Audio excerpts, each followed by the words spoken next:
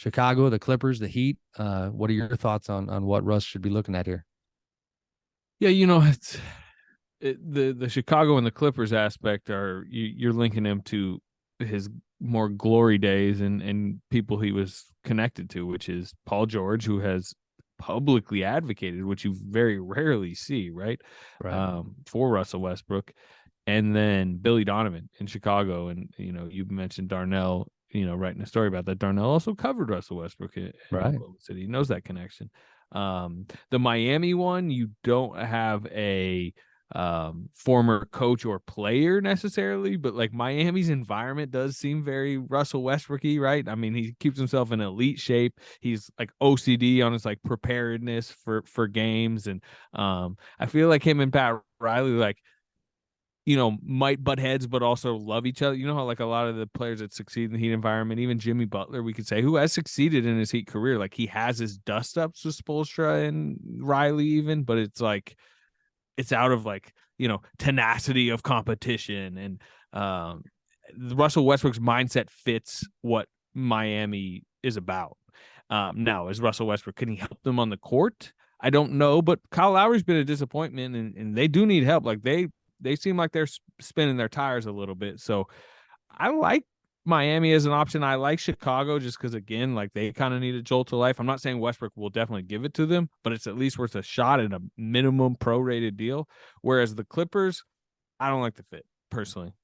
I couldn't agree more. I know it's more fun for podcast purposes to have vehement disagreements, but I think I'm in agreement with you, brother. Like the Clippers one, they have too much invested in the Kawhi Leonard, Paul George driven approach to add in a new, player of this magnitude, this personality, this profile as In a Russell LA Westbrook. too, right? Down the hallway, which In would LA, man, really he's going to be in his feelings about how the Lakers chapter ended.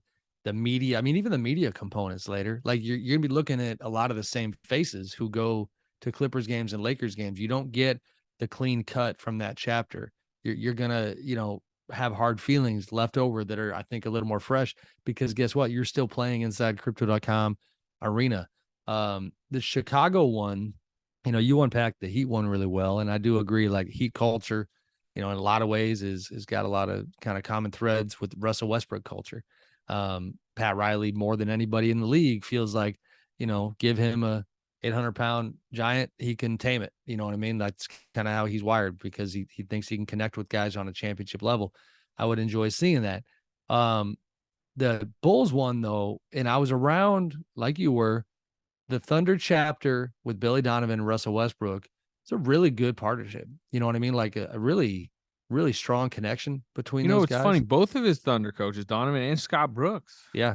he's connected And with. genuine and not to like, kind of, he spill the tea like we sometimes do, but like sometimes coaches, they're saying one thing publicly and then we get them privately and it's a totally different story. You know what I mean? That was not the case with Billy and Russ. Like you talked to Billy privately and he was just blown away by Russ's work ethic, blown away by his intensity. And Billy is one of those guys that like has very little tolerance for not competing every minute, on the floor on both ends of the floor. And Russ set the tone for their team. And of course, that MVP season where he was carrying them and really The along the Now way. I Do What I Want season. Now I do what I Right. want. Remember when he came out with that song Post Durant? Now I do what I want. And the That probably usage shouldn't rate be that the season. anthem in Chicago if he goes there. Oh, now I do what I want. Oh man, But that these was a Bulls, you talked earlier about like the Mavs doing the Kyrie deal partly based on desperation. The Bulls are desperate because they're another team that didn't blow things up at the deadline like Toronto. They're another team with stars in Zach LaVine and DeMar DeRozan who are not fitting all that well like they had in the beginning of their time together. Rumblings about maybe Zach being on the move. I mean, he was tied to the Lakers heading into the trade deadline, partly because he's a clutch client like LeBron and AD. But, a lot of angst with the Bulls situation. And if you're not going to blow it up, then you might as well, try to salvage it because, the calculus should be, again, in Westbrook style, why not? What do we have to lose? And the Bulls, in my opinion, right now, don't have much to lose because they don't have momentum. They don't have growth. They have regression and they have a very short timeline to where maybe this summer, at some point in the near future, they're probably going to have to make these tough calls and move on from some of these people.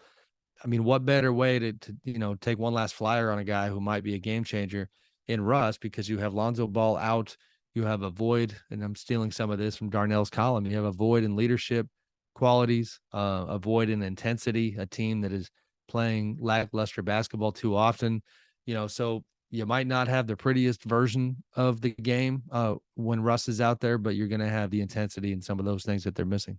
Yeah, and one of the problems with the Russell Westbrook experience in LA was the contract, and which, because of what a big salary piece he was, for 44 million, something like that. That comes with the level of stature in the locker room and importance to solve the problems that are going on. Whereas he now, if he does get bought out by Utah, and even probably moving forward the next few seasons, he's probably going to be a minimum guy in the buyout market. Maybe he can play his way into, mid-level type money, but like from here on out in his career, he's much lower salary, which means much lower stakes if you bring him in, because if it's not working, you can just send him away, and it's really not that big of a penalty. So that should, you would think, motivate him to make it work more than maybe it had been. Like the Not Lakers, to mention, like just the humans part of this, Slater, is like we all like how you came into a certain group is always gonna form and shape how you move within that group. Meaning, he didn't forget that, like, when he came to the Lakers a couple summers ago, that he was getting wined and dined by LeBron James and Anthony Davis, and like part of these kind of off-season superstar recruitment meetings where he was treated like the all-time great that he is. And then when it went south, and I think relatively quickly, he started getting the kind of, second tier treatment and treated again like he was the problem, and the fans and the media were tough on him. This would be wholly different. This would be, like you said, coming in with a much different, salary scale, much different clout scale. But I think it could be good because those guys, my experience with DeRozan, to a lesser degree, Levine, you hear good things about Zach.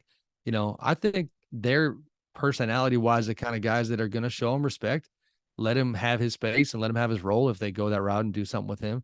And I think it could be interesting. And again, like, what do they got to lose? Like, they're not scaring anybody right now.